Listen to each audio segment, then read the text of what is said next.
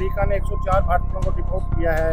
Hat trick हो गया कांग्रेस की और उनके ऊपर भी कृपा बनी हुई है राहुल बाबा के। सभी साथियों को नमस्कार, मैं हूं नरेन। इस वक्त एक्सक्लूसिव तस्वीरें देख पा रहे हैं नरवाना के बाबा गेबी साहब मंदिर के परिसर से, और कैबिनेट मंत्री कृष्ण बेदी यहां पर पहुंचे हैं दिल्ली चुनाव के बाद। ये देखिए भाई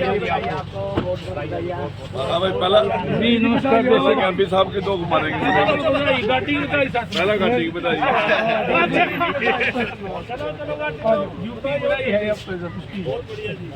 तो दिल्ली जीत के बाद तमाम बीजेपी के सीनियर कार्यकर्ता फूल मालाओं के साथ स्वागत सकते हैं आप। बहुत स्वागत आपका और बहुत बधाइयाँ भी और कई बधाई नई गाड़ी बधाई साथ में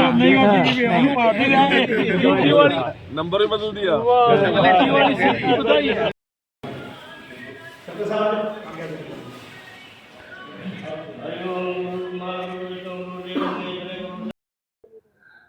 इस नगर ही नहीं, इस पूरे इलाके की आस्था, और मैं यहाँ से जिस दिन दिल्ली गया था चुनाव में, एक विनती प्रार्थना करके गया था कि बाबा गेबी साहब जी महाराज, जो 27 साल का दिल्ली के अंदर सूखा है और कमल का फूल नहीं खिल रहा, और पूरे देश के अंदर जो तरक्की की राह पर चल रहा है उसमें दिल्ली कहीं ना कहीं छूट रहा है, तो इस बार विजय श्री करें, नरेंद्र मोदी जी के हाथ में ताकत हो, हमारी दिल्ली प्रदेश में भी सरकार बने। और मैं 35 दिन लगातार दिल्ली के चुनाव में रहा, और हमारे हरियाणा की जिम्मेवारी में 32 विधानसभा सीटें थी, और माननीय मुख्यमंत्री जी और प्रदेश अध्यक्ष जी ने 32 की 32 सीटों की कोऑर्डिनेशन की जिम्मेवारी मेरी दी, और रिजल्ट हमारा 80% प्लस रहा 32 की 32 सीटों पर। और जिस विधानसभा में त्रिलोकपुरी में मैं स्वयं प्रभारी था, पिछला लंबा इतिहास ऐसा था कि वो भारतीय जनता पार्टी के पक्ष की सीट नहीं थी, और जब मैं पहले दिन गया तो लोगों की चर्चा ये थी कि ये सीट तो किसी कीमत पे बेदी जी आएगी नहीं। परंतु जैसे हमने प्रयास किया, एफर्ट्स किए, जो 20,000 से 25,000 से सीट हारने वाली थी, वो अंतिम राउंड में हम लगभग 300 वोटों से उस सीट को जीतकर और दिल्ली की विधानसभा में हमने प्रतिनिधित्व अपना भेजने का काम किया। और 5 तारीख थी पोलिंग की, 8 तारीख को गिनती थी हरियाणा प्रदेश के अंदर, और 48 सीटें आई थी 90 में से। और दिल्ली प्रदेश में भी वही 5 तारीख की पोलिंग थी, 8 तारीख की गिनती थी, 70 में से 48 सीटें। हाँ, तो सारा का सारा परमपिता परमात्मा का ऐसी अनुकंप पर ऐसी कृपा हुई। और जिस दिन पहली बार मैं टिकट लेकर यहाँ पर आया था, उस दिन भी यही चर्चा थी कि निर्माण तो कोई बीजेपी जीत ही नहीं सकती, परंतु गेबी साहब जी महाराज में मेरी आस्था भी और मेरी आत्मा भी है।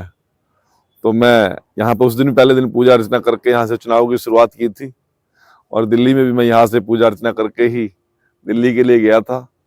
तो आज मैं नरवाना में पहली बार एंट्री करी चुनाव के बाद, तो मैं पहला मेरा मन में थी कि मैं पूजा अर्चना करूं, बाबा गेबी साहब का आशीर्वाद लूं, और आप सभी को मैं अपनी ओर से, इलाका वासियों को अपनी ओर से जहां ढेरों ढेरों शुभकामनाएं देता हूं, बहुत बहुत बधाई देता हूं। वहां सभी लोगों के अच्छे स्वास्थ्य की और इस क्षेत्र की उन्नति और तरक्की की मैं कामना करता हूं।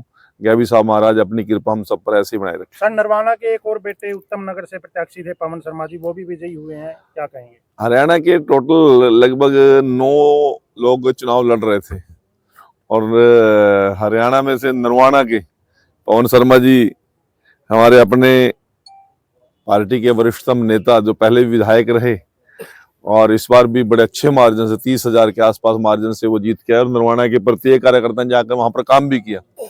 और ये हमारे लिए एक बहुत बड़े फक्र की बात है, गर्व की बात है। और पवन जी कार्यकर्ता ही नहीं, नेता ही नहीं, कार्यकर्ता हैं, निष्ठावान कार्यकर्ता हैं, और हमारी आन बान और शान है नरवाना की, हमारे लिए बेहद खुशी का पल है।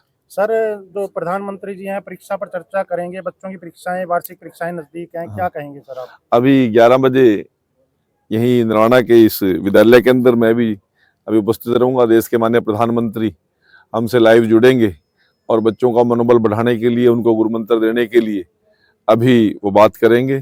और मैं उस कार्यक्रम में स्वयं भी रहूंगा और आप सभी को भी मैं आमंत्रित करता आज हूँ। नरवाना में पहली बार बहुत बड़ा खुला दरबार भी आप लगवाने जा रहे हैं। सिंचाई विभाग के तमाम आला देखिए, हमारा पूरा क्षेत्र सिंचाई विभाग से जुड़ा हुआ है, क्योंकि हमारा जमीन का पानी है जो वो अति उत्तम नहीं है, पीने के लायक भी नहीं है और फसल के लायक भी नहीं है। सिंचाई विभाग की बहुत समस्याएं मेरे सामने लगातार 2-3 महीने से आ रही थी और उनको समझने के लिए, उन समस्याओं का निदान करने के लिए प्रत्येक अधिकारी को बार बार फोन करने के बजाय मैंने एक प्रयास किया है कि यहाँ आज सारे अधिकारियों को बुलाकर और लोगों को वहां पर आमंत्रित करके उन समस्याओं को समझकर उसका निदान कर सकूं।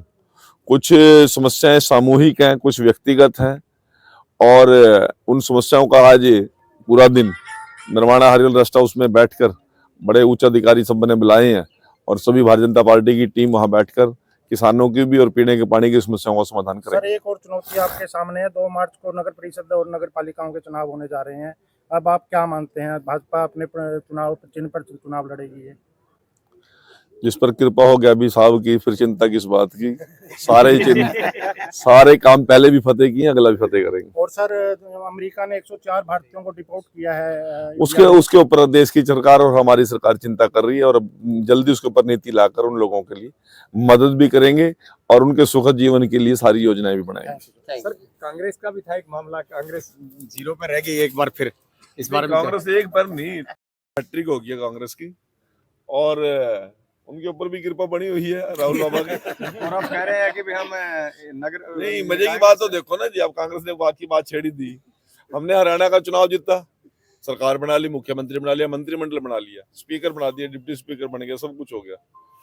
महाराष्ट्र के अंदर सरकार बना ली, वहां का मुख्यमंत्री, उप मुख्यमंत्री, पूरा मंत्रिमंडल सारा कुछ कर दिया और दिल्ली का चुनाव भी जीत लिया और उन पास तो नेता प्रतिपक्ष भी चुना गया, तो उनकी हालत तो वो ही जाने। ठीक है जी। और ऐसी दयनीय स्थिति आज तक कांग्रेस की मैंने कभी देखी। उन्होंने एक बार फिर कहा कि हम सिंबल पर चुनाव करेंगे। लड़ लेंगे, फिर क्या फर्क पड़ता है। सिंबल पर पार्लियामेंट भी लड़ी थी, सिंबल पे उन्होंने विधानसभा भी लड़ा था, लड़ लेंगे।